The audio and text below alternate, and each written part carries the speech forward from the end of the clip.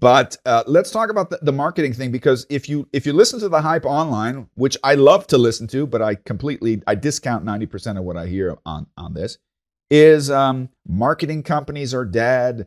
You know, you don't have to any kind of text that you need to write, any kind of my girlfriend who's a doctor told me that one of the pharmaceutical companies she works with, they're very proud and they communicate that they're using AI tools now. They've pretty much gotten rid of their advertising agency, and they do everything in-house and they do everything with AI. And I said, well, how did you like it? And this is an example of, I think, maturity of AI. She said, it's terrible. She said, the picture, the self-generated picture is totally inappropriate. The text is wooden. It's correct in syntax, but it's wooden. And she said, as a doctor, I don't, and that's the reason why you even advertise to doctors as a pharmaceutical company. She says it doesn't appeal to me at all. Yeah. What's your take on that? Either in this context or another context, do you see certain, and I guess the film industry would be another topic. Do you see AI killing certain industries? Are we going to see the bye-bye of the Kodaks and the Xeroxes, and is there a new death toll for certain industries? Yeah, well, there's various research papers around that do suggest that.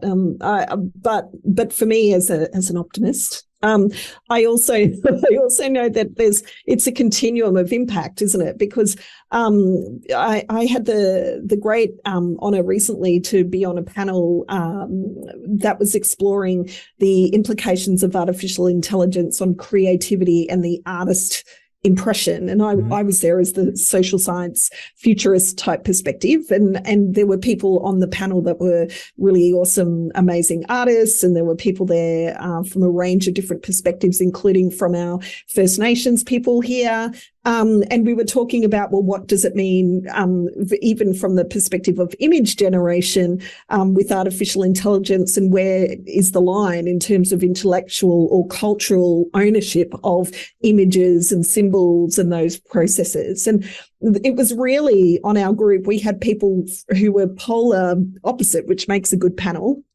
There were artists who knew that as part of their process over the last 20 years had been prolifically showing images of their work online, which theoretically means that if we're thinking artificial intelligence needs to harvest images from somewhere, that there's already a massive bank and stock of images that's there for it to take access of, even if it doesn't necessarily have the right to necessarily. And then what happens if there is an AI generated piece of work that is utilizing a unique form, a unique symbol?